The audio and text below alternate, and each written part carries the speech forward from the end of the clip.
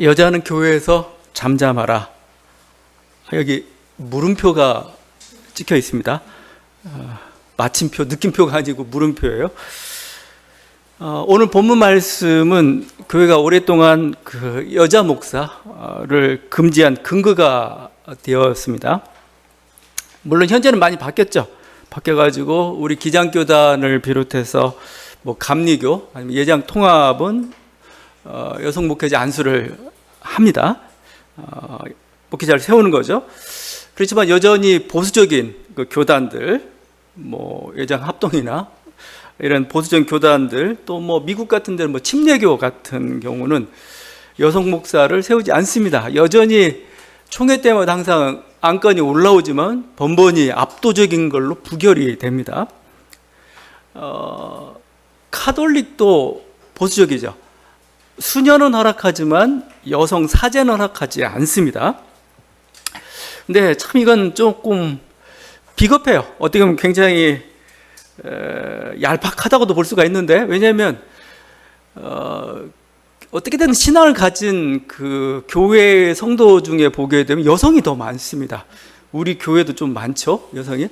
대부분 다 그래요. 여성이 많은데 또 그러면 아예 그냥 조용히 말씀만 이렇게 듣고 예배 드리며 이렇게 하도록 해줘야 될 건데, 모든 직분들을 다 세워가지고 부려먹을 대로 다 부려먹어요.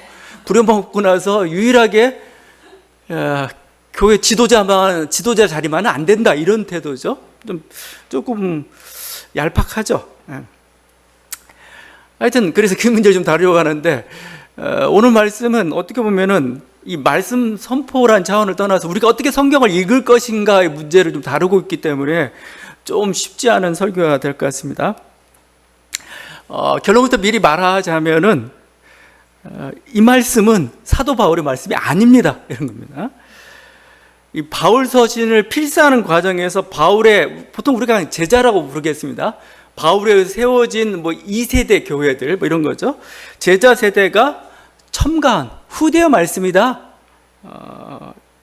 이렇게 오늘 설교 결론을 내리고 있고, 뭐 많은 학자들이 이렇게 동의하는 바입니다. 그냥 여러분이 읽어봐도 알아요. 논리적으로 봐도 34절과 35절은 약간 튀어요. 좀 도토리 같은 구절입니다. 맥락이 좀 이질적이라는 겁니다. 왜냐하면 지금 14장 전체 방언에 대해서 얘기하죠. 예언에 대해서 얘기하고 어떻게 해라, 질서는 어쩌고 저쩌고 뭐, 그래서 계속 예배의 어떤 특별히 성령 은사와 관련된 예배 질서를 얘기하고 있는데, 갑자기 별 설명도 없이 여자는 교회에서 잠잠하라는 하나의 폭탄을 딱 던지고 싹 달아나 버리는 거랑 마찬가지예요. 그래서 여러분 차라리 34절과 35절 빼버리고 33절 마지막 번역 조금 이상하게 하지만 33절에서 36절로 건너뛰는 게 자연스럽습니다. 문장에 무리가 없어요. 왜냐하면 36절 이후부터 다시 예언 뭐 방언 문제 또 다루거든요. 그러니까 뭔가 이게 이질적이게 툭 들어온 느낌이 든다 이거죠. 그것도 이 엄청난 문제에 대해서 별 설명도 없이, 왜냐하면 고린도 교회는 여성 사역이 굉장히 활발했던 곳입니다. 근데 이 구절을 딱 던져놓고 바울이 싹 사라져버린 거죠. 좀 이상하죠. 이런, 우리가 계속 말씀을 묵상하고 있지만 이것은 사실 11장에서 바울의 태도와도 사실은 연관이 잘 안 됩니다. 맞지 않아요. 11장 5절에 이렇게 얘기하고 있죠. 무릇 여자로서 머리에 쓴 것을 벗고 기도나 예언을 하는 자는 그 머리를 욕되게 하는 것이니, 쭉 얘기하는데 공중 예배에서 여자가 기도나 예언을 할 수가 있습니다. 다만 지금 바울이 11장에서 얘기했던 것은 머리쓰개를 쓰고 해라 이겁니다. 기도나 예언을 하지 말라는 게 아니고 머리쓰개를 쓰고 하라는 거였어요. 근데 지금 오늘 14장 말씀 아예 여자들로 하여금 말도 못하게 합니다. 뭔가 질문이 있어요? 뭔가 예언하다가 아니면 말씀을 전하다가 아니면 궁금해서 질문이 생겨서 질문도 못해요. 질문도 못하니 어떻게 하냐니까 저기 집에 가 남편한테 물어보라는 겁니다. 이렇게 말도 못하게 하는 거죠. 동일한 서신인데 어떻게 동일한 서신에서 이렇게 단물하고 쓴물이 동시에 나올 수가 있느냐, 이건 좀 뭔가 이상하다 이렇다는 거죠. 그러다 보니까 학자들이 이제 계속 연구하면서 이게 왜 어떻게 된 거냐 사태를 연구하다가 34절, 35절은 후대에 삽입되었다 이런 결론을 내리게 됐어요. 이 중에는 굉장히 보수적이지만 그래도 학문적으로 인정받고 있는 한국에서 아마 세계적인 학자 중에 하나라고 볼 수가 있습니다. 보수적인데도 불구하고 김세윤 박사가 이런 후대 34, 35절은 삽입되었다고 첨가되었다고 얘기하고 또 고든피라고 있습니다. 고든피라고 가장 바울 서신사와 관련된 많은 주석서들을 내고 있어요. 지금도 막 나오고 있고 권위가 인정받고 학문적으로나 보는 게 권위가 인정받고 있는 사람인데 고든피도 이건 바울의 말이 아니다라고 이렇게 결론을 내렸어요. 막 이러니까 막 예전에 한 2년 전인가 이 문제 가지고 막 문제가 붙었습니다. 목회와 신학 같은 데서 막 반박하는 글들이 올라오고, 왜냐하면 한국 교회는 축자 영감설이죠. 거의 문자 하나하나가 하나님 말씀으로 이렇게 기록되었는데 바울이 아니고 누가 뒤에서 몰래 첨가했다고 이러니까 받아들이기 어려웠던 거죠. 근데 실상 이들이 이렇게 축자 영감설로 성경을 읽는 사람들이 신앙이 있는 것 같은데 아니요, 성경을 잘못 읽고 있어요. 성경을 오해하고 있습니다. 여러분, 성경은 이슬람의 코란과 같지 않아요. 코란은 모하메트 가장 정말 동굴 속에서 계시받아가지고 한목에 쓴 겁니다. 그래서 역사가 없어요, 거기는. 그 다음에 타종교의 경전과도 다릅니다. 타종교의 경전이란 것은 뭐예요? 어떤 깨달음을 줄 요량으로 뭔가 하나의 목적을 가지고 책을 처음부터 끝까지 이렇게 뭔가 목적을 가지고 써낸 것들이죠. 이게 경전이 됐던 거죠. 근데 아니에요, 성경은. 성경은 역사 속에서 하나님 말씀이 떨어지고 그 하나님 말씀, 그러니까 그 시대를 향한 하나님 말씀을 모아놓은 게 성경이에요. 그러니까 역사를 무시할 수가 없습니다. 역사를 무시할 수가 없고, 또 그래서 계속 바뀌어요. 시대 역사 상황 속에서 바뀝니다. 여러분, 단순하게 보세요. 어느 때는 막 성전 지으라고 합니다. 안 지으면 이름 악한 놈들이라고 얘기하다가 어느 때는 뭐요? 성전은 무너뜨려야 된다고 얘기해요. 뭐가 달라요? 하나님 말씀이 다른 겁니까? 아니에요. 하나님 말씀 초지일관 같은데 뭐요? 상황이 다른 거죠. 상황이 어떻게 하는 게 하나님 말씀에 순종하는 거가 다를 뿐인 겁니다. 그때 시대마다 하나님 말씀이 오기 때문에 하나님 말씀이 굉장히 여러분 너무 그냥 은혜롭게 읽으니까 그런데 달라요. 어쨌든 막 이스라엘 선민 사상을 강조하다가 어느 때는 요나 같은 데는 뭐야? 나는 너희만 아니고 모든 민족을 다 사랑해. 생물까지 사랑한다니까 이렇게 얘기하고 있죠. 하나님 말씀이라는 게 그냥 동굴 속에서 막 영감받아 쓴 게 아니고 역사 상황, 우리가 그걸 진흙탕이라고 합니다. 진흙탕과 같은 그곳에서 하나님 말씀이 떨어지기 때문에 그걸 모아놓은 게 성경이기 때문에 뭐예요? 여러분이 그걸 읽을 때 이게 진흙인지 꽃인지를 자꾸 구분을 해보셔야 돼요. 그걸 분별한다는 거죠. 어떤 사람 막 진흙 붙잡고 아멘하고 은혜 받고 있어요. 그건 진흙일 뿐이에요. 중요한 꽃을 봐야 되죠. 하나님 말씀을. 그리고 이 저작권이라는 것도 성경은 하나님께만 있습니다. 사람에게 있는 게 아니에요. 모세에게 저작권이 있는 게 아니고 바울에게 저작권이 있는 게 아니고 하나님께 있기 때문에 지금 어떤 이제 바울의 제자나 모세의 후손의 어떤 서기관이 글을 쓰다가 이건 자기가 생각해도 모세가 뭔가 잘못하고 있는 것 같아. 아니면 모세가 이거 좀 다른 식으로 해석할 필요가 있어라고 할 때 서기관이나 제자가 여기에 가필할 수가 있고 편집할 수가 있습니다. 그들 또한 모세나 바울처럼 영감받은 사람들입니다. 그렇게 우리가 인정해 주는 거죠. 이렇게 그렇게 된 게 성경이라는 겁니다. 문자 하나하나가 다 성경이 아니에요. 그래서 항상 하는 말이 하나님 말씀은 성경 안에 있다 이렇게 표현한 겁니다. 어쨌든 성경 위에 있다 표현을 쓰기도 하고 어쨌든 성경 앞에 있다 표현하기도 해요. 그런 말이 무슨 뜻이냐면 하나님 말씀은 성경 속에 담긴 사실입니다. 성경 자체가 하나님 말씀은 아니에요. 그 속에서 우리는 문자를 읽으면서 그 속에서 하나님의 뜻을 발견하려고 노력을 해야 됩니다. 이게 바른 성경 읽기라는 거죠. 제가 축자연감설 그래도 틀렸다는 겁니다. 지금 이런 일이 고린도전서 기록 과정에서 좀 발생한 겁니다. 예전에 인쇄술이 발달되지 않아가지고 뭐 손으로 일일이 베껴 쓰죠. 막 베껴 쓰고 막 그걸 갖다 읽고 막 그럽니다. 근데 그 과정에서 교회에 어떤 문제가 생겼어요. 어떤 새로운 문제. 예를 들면 이제 그 고린도 교회가 어떻게 보면 이게 안정화되고 어느 정도 자리를 잡아가면서 문제가 생기는 건데, 그 여성들이 예배에서 예언하거나 어떤 그 활발한 활동을 하는 것이 당신은 가부장적 세계라고 했잖아요. 이게 안 맞아요, 환경 속에서.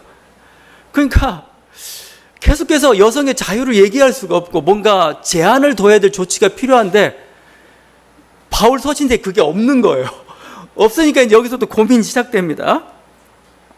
그래서 그러니까 지금 14장 예배 질서를 이렇게 얘기하고 있는데, 이 부분에서 지금 요 교회 지도자들이랄지 이게 이 성경을 베끼고 있는 사람, 성경을 읽고 있는 이 사람이 기대가 있는 거예요. 여기에 바울 사도가 지금 우리 시대에 맞는 그 좀 말씀을 좀 전해주면 어떤 그런 기대가 있는데 없는 거죠.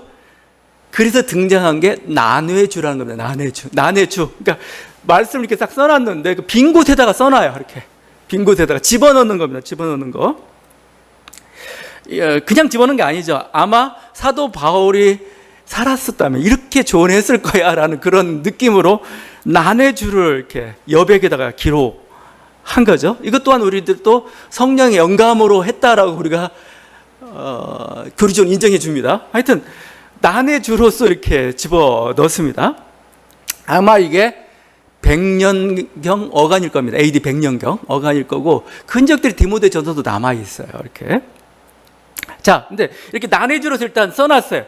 써놓고 읽으면서 이거 이 말도 있네. 이렇게 하고 이제 하면서 아마 이 말 가지고 이건 사도 바울이 했단 말이 아니면 사도 바울이 의도했던 거야라 하면서 이렇게 성도들에게 얘기했겠죠. 근데 이게 이제 세월이 흘러가면서 이걸 집어 넣어야 돼요. 이렇게 난해주로만 있으면 안 되죠. 나중에는 이게 난해주인지 바울이 쓴 건지도 모르게 돼버려요. 실제 한 시간이 한 10년, 20년 흐르고 나면은 난해주인지 바울의 말인지를 몰라요. 그래서 이제 집어 넣어야 돼. 난해주에 있는 그것을. 그러다 보니까 이 두 종류의 사본이 탄생합니다. 두 종류의. 지금 주류 사본, 여러분이 읽고 있는 것은 주류예요. 주류. 이 34절과 35절에 집어넣은 이거 난해주를 집어넣은 게 주류가 됐습니다. 33절 다음에 34, 35절 넣고 36절로 이어지는 난해주가 들어온 겁니다. 그러다 갑자기 이질적으로 좀 보이는 거죠. 하여튼 그게 주류 사본이 돼버렸습니다. 자, 그런데 주류 사본만 있으면 문제가 안 되는데 또 다른 종류의 사본이 있었던 거예요. 또 그게 지금 우리들이 그걸 발견하고 있고 있습니다. 그 사본은 34절, 35절을 40절 이후에다 집어넣습니다. 35절을 40절 이후에다가 딱 집어넣고 해요. 그걸 우리가 D 텍스트라고 합니다. D. 대문자 사본인데 이거 서방 계열 사본이라고 해요. 근데 D 텍스트가 있는 거예요. 아니 그냥 원래 서신인데 갑자기 34와 35절만 빼가지고 뒤에다 넣을 이유는 없잖아요. 학자들 설명하다 보니까 이건 원래 난해주였는데 두 갈래 방향으로 위치가 좀 바뀐 것 같다. 이런 식으로 설명한 겁니다. 그래서 어떻게든 서방 계열 사본은 그런데 조금 신빙성이 낮아요. 우리가 성서를 이렇게 어떤 게 하나님의 말씀이냐라고 이렇게 따질 때 권위가 있는 것들이 몇 개가 있습니다. 근데 이 서방 계열 디텍스트는 별로 권위가 없어요. 그러다 보니까 이것 때문에 사람들이 주저주저해요. 이게 만약에 권위가 있는 거라면은 당연히 갔을 겁니다. 이건 나중에 집어넣은 거 이렇게 갔을 건데, 그래도 D 텍스트가 있다는 건 뭐냐면은 이 두 구절을 두고 벌어진 역사의 흔적을 보여주는 겁니다. 무슨 일이 있었는가, 뭔가 유추할 수 있는 흔적이 보여주는 거죠. 이렇게 해서 두 종류의 텍스트가 만들어졌습니다. 자, 이 논리는 제 머릿속에서 구상해낸 게 아니고 제가 아까 얘기했던 고든피 있죠. 고든피가 NICNT 고린도전서 주석이라는 게 있습니다. 요즘 가장 최근에 나온 고린도전서 주석 같아요. NICNT. 약간 보수적이에요. 보수적이지만 그래도 보수적인 사람도 이런 식의 과정을 겪었을 것이다라고 얘기했어요. 근데 뭐 이게 하여튼 사본학상의 여러 가지 논리적인, 사실 여러분이 또 이렇게 성경을 읽어봐도 34, 40, 35절이 조금 바울 문체하고 다르다는 걸 여러분 알 수가 있습니다. 거기 예컨대 이런 거죠. 그들에게는 말하는 것을 허락함이 없나니 율법에 이른 것 같이 오직 복종할 거요. 율법에 이른 것 같이입니다. 율법에. 바울은 율법에서 아니다라는 얘기하는 사람입니다. 항상 복음을 얘기했던 사람이 갑자기 율법이 윤리의 근거가 되고 있어요. 이 율법이 창세기에 있는 그 2장, 3장에 있는 내용을 근거로 한 건지 아니면 동시대 그 유대교가 가지고 있던 생각들을 반영한 건지 모르겠는데 하여튼 지금 명령의 근거가 율법입니다. 율법을 그렇게 반대했는데 갑자기 율법이 중요한 하나의 명령의 근거가 된다. 율법을 인용하기는 하지만 이걸 가지고 윤리의 근거로 삼지는 않아요. 바울은 절대.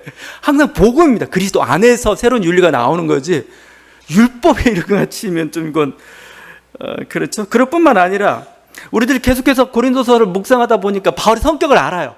바울이 그 11장 그 머리쓰기 하나 쓰게 하는 것 때문에 얼마나 고민하고 있습니까?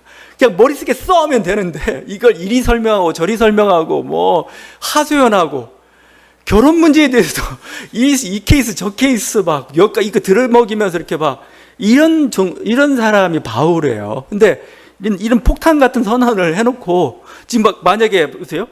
여성 지금 교회 여기 막 활발한 여성 예언자들이 있습니다. 막 방언도 하고 열심히 활동도 하고 막 이러고 있는데 뭐 갑자기 그만둬 더 이상 하지 마. 님 잠잠해.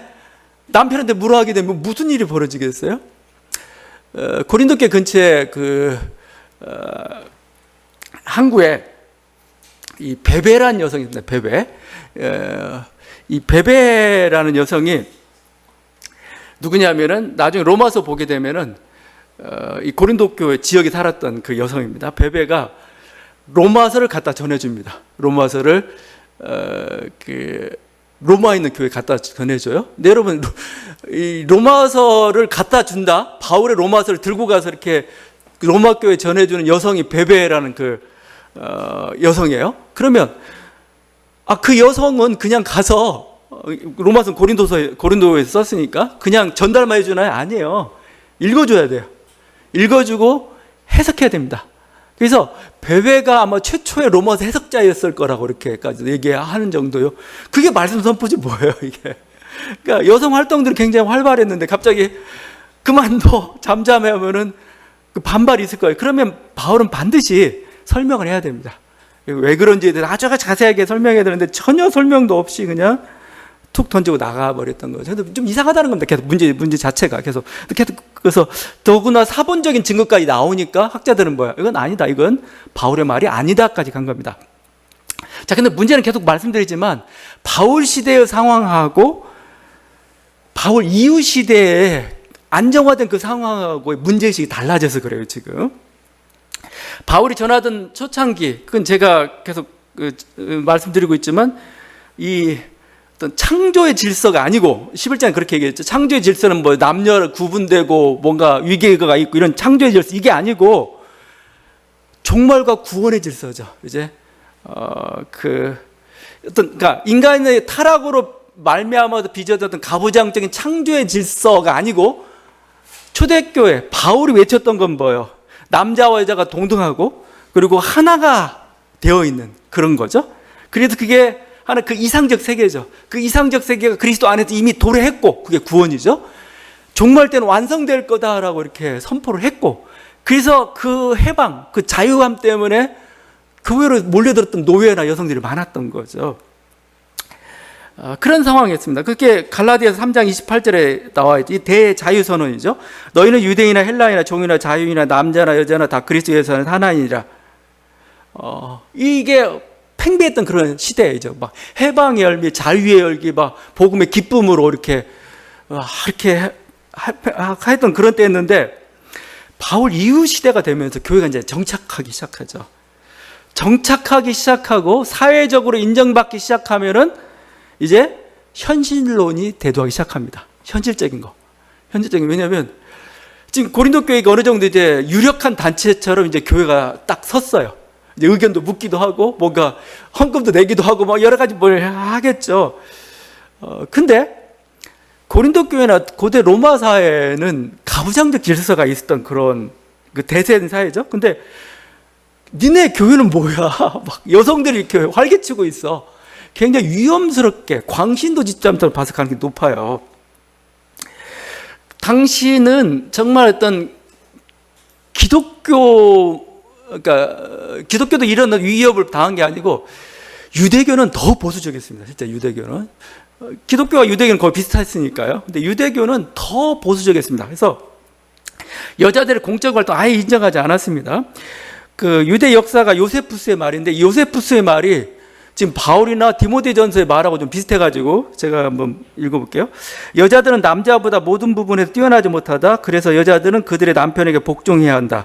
여자가 남자에게 복종하는 것은 치욕스럽고 창피한 일이 아니다. 왜냐하면 하나님이 여자들을 다스리는 권위를 남자에게 주었다는 가르침을, 율법이죠, 단순히 따르는 것이기 때문이다. 이게 요세푸스라는 하나의 그 유대 역사가입니다. 대표적인 그 당시 어떤 유대인들의 생각들을 반영하고 있는, 그게 얘기하고 있는 이 말이 지금 오늘 말씀이나 디모데전서 그 말씀이 거의 비슷해요. 이게 가부장적으로 해석을 하고 있는 거죠. 그럴 뿐만 아니라 고대 그리스 문화가 그렇습니다.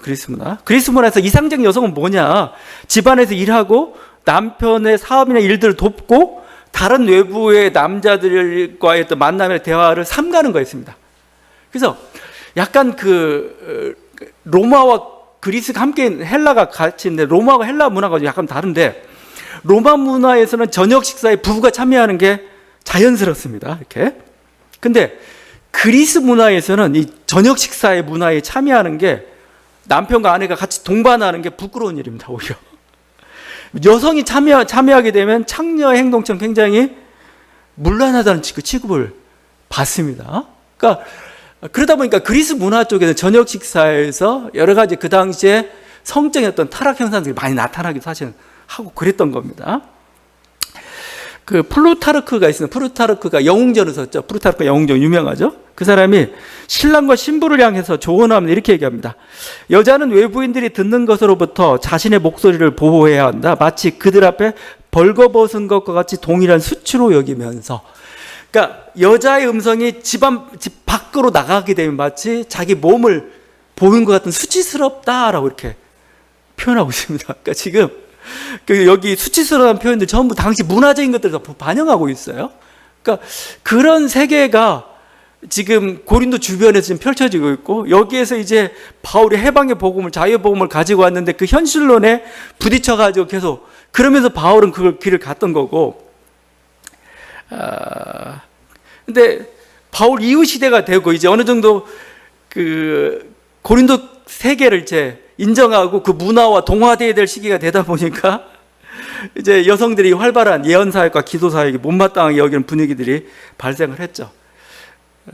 보세요. 이런 겁니다. 부부가 같이 예배에 참석했는데 자기 아내가 다른 남자한테 뭔가 물어봐요. 굉장히 치욕스럽게 봤던 겁니다. 이거 남자를 부끄럽게 만든다 이렇게 표현했던 겁니다. 이게 그러다 보니까 교회가 같이 이제 가정 공동체에서 이렇게 하는데, 이렇게 이러다 보니까 이상한 소문들도 막 나기 시작해요. 여기는 뭔가, 심지어는 예전에 기독교를 비판할 때 뭐라고 표현했냐면 어린 아기를 잡아먹는다라는 그런 것도 있어요. 왜냐면 막 성찬식 행하는데 뭘 먹는다 표현하고 막 이러고 있으니까 뭐 위에 올렸다 내렸다 막 하고, 지나가는 사람이 보고는 뭐요? 요거 그 어떤 아기들을 먹는 이상한 인육 집단이 이렇게까지 소문이 나고 막 그러죠. 그러니까 이 문제가 교회 지도자의 문제가 좀 발생합니다. 이 문제를 어떻게 처결할까? 나중에 가면은 이게 고린도전서 7장에 나와 있는 그 결혼 문제에서도 문제가 붙습니다. 더 이상적인 게 뭐가 되냐면 결혼 안 하는 게 이상이 돼버려요. 가정을 갖는 것보다. 이런 여러 가지 문제들. 바울 시대에는 그 노예나 뭐 다 하나라고 얘기했는데, 좀 더 가다 보니까 이제 진짜 주인하고 노예가 같이 예배가 드리는데 이걸 하나라고 할 수가 없는 그런 사회적 현상들이죠. 이걸 받아들이는 그런 것들이 생긴 거예요.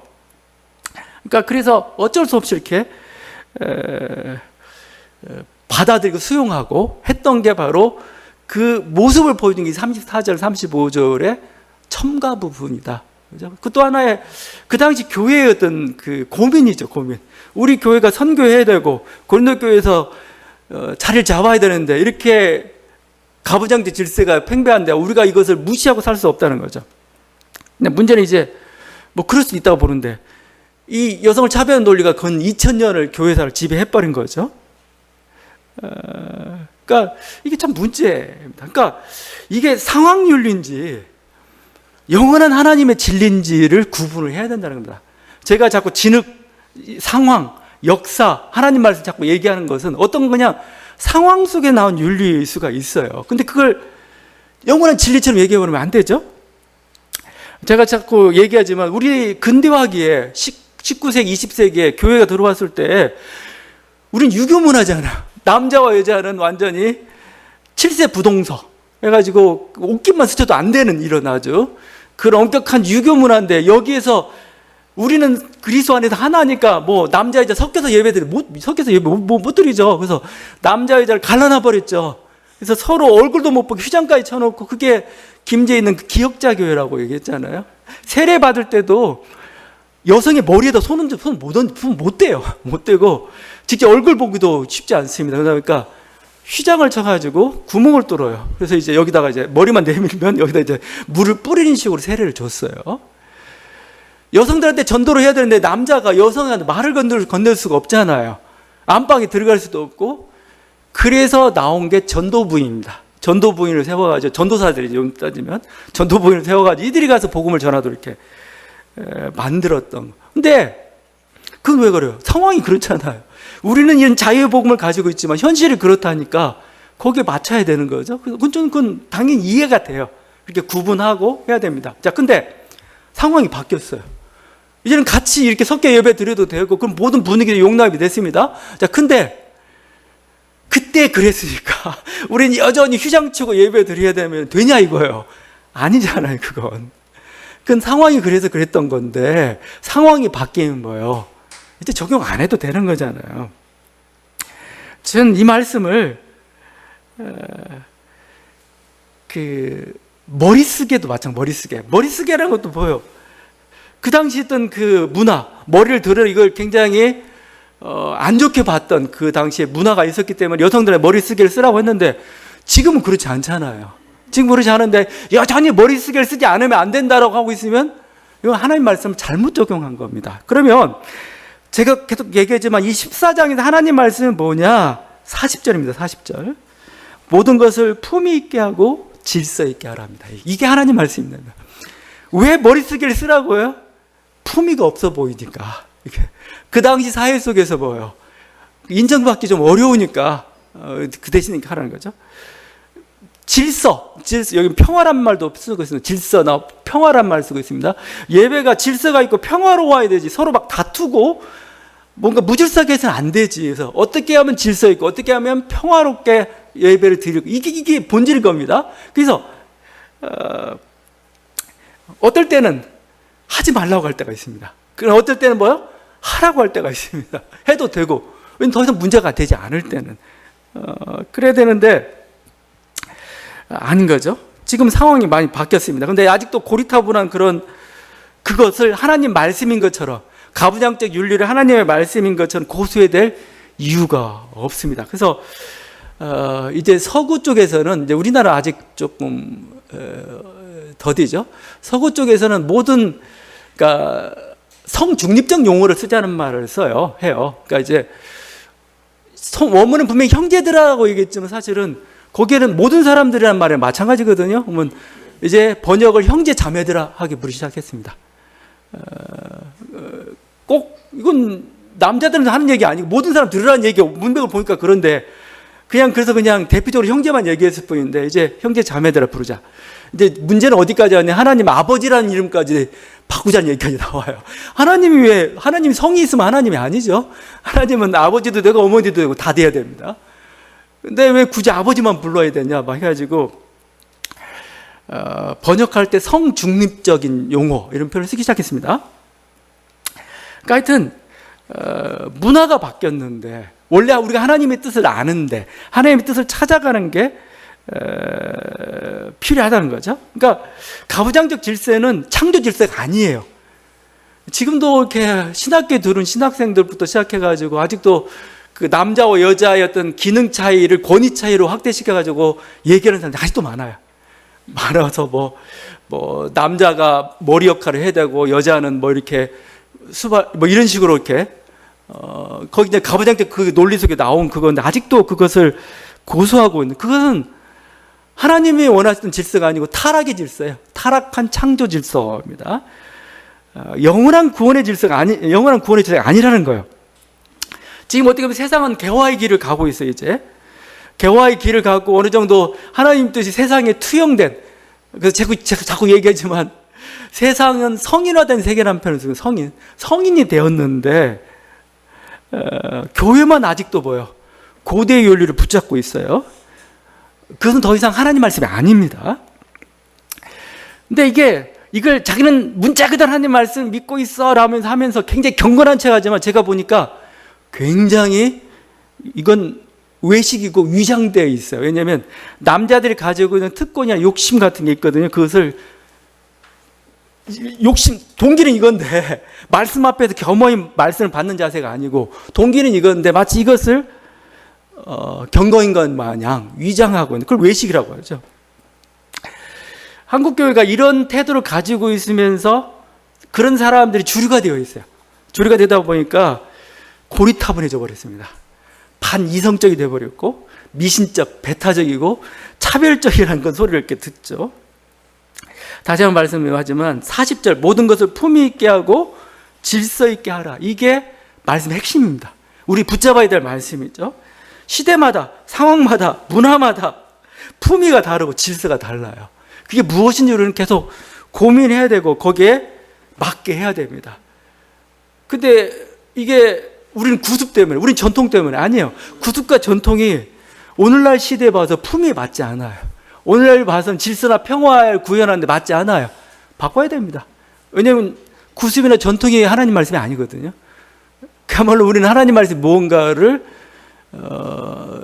기뻐하시고 하나님 뜻이 어딘지 우리가 계속 분별할 수 있는 그런 노력들이 좀 필요하고 그것들 이루어야 될 거라고 생각을 합니다. 다시 한번 우리가 제대로 성경을 읽고 또 이 말씀 이대로 정말 우리의 삶에서, 우리 교회에서, 우리 예배에서 품이 있고 질서와 평화가 있는 그런 예배를 드릴 수 있기를 간절히 바랍니다. 기도하시겠습니다.